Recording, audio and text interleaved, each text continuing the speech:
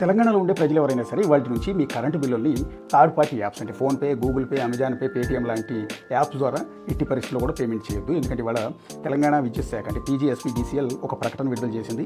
ఈ third party payments app నుంచి ఎట్టి పరిస్థితుల్లో కరెంటు బిల్లులు తీసుకొనబడవు. అది కూడా RBI గైడ్ లైన్స్ ప్రకారం ఈ నిర్ణయం తీసుకున్నాం కాబట్టి ఇక నుంచి మీరు కరెంటు బిల్లు కట్టాలి అంటే PGSPDCLకి సంబంధించిన తెలంగాణ విద్యుత్ శాఖ అఫీషియల్ వెబ్సైట్లోకి వెళ్ళి అక్కడి నుంచి మాత్రం ఈ కరెంటు బిల్ అనేది పేమెంట్ చేయి. థర్డ్ పార్టీ యాప్స్ని ఎట్టి పరిస్థితుల్లో కూడా వాడొద్దు అని ఒక ప్రకటన విడుదల చేయడం అనేది జరిగింది. చాలామంది కరెంటు బిల్లులు కట్టేటప్పుడు రెగ్యులర్గా చేసే పని ఏంటంటే బిల్లు వచ్చిన తర్వాత ఆ బిల్లుని పేమెంట్ చేయడం లాంటివి కాకుండా ఈ థర్డ్ పార్టీ యాప్స్ని అప్రోచ్ అయ్యి వాటికి మన bank debit card, credit card link up చేసేసి ఆటోపే ఆప్షన్ పెట్టుకుంటూ ఉంటారు. అంటే కరెంటు బిల్లు రాగానే ఈ థర్డ్ పార్టీ యాప్ PGSPDCL సైట్తో లింకప్ అవుతుంది. ఆటోమేటిక్గా అక్కడ బిల్లు రాగానే వీళ్ళకి తెలుస్తుంది. తెలిసిన వెంటనే ఆటోపే ద్వారా బిల్లు వాళ్ళే కట్టేసేసి మెసేజ్ మనకి ఇస్తూ ఉంటుంది. ఇదంతా స్మార్ట్ వర్క్ రెగ్యులర్గా జరిగిపోతుంది. మన కరెంట్ బిల్లు రావాలి, కట్టాలనే తలనొప్పులు లేకుండా.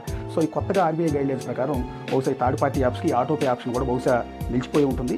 సో విద్యుత్ శాఖ కోరినట్టుగా ఒకవేళ మనం ఈ Google pay, PhonePe, Amazon pay, Paytm ద్వారా బిల్లు కట్టడానికి ట్రై చేసినా కూడా కొత్త నిబంధనల ప్రకారం అయ్యే అవకాశం కూడా లేదు.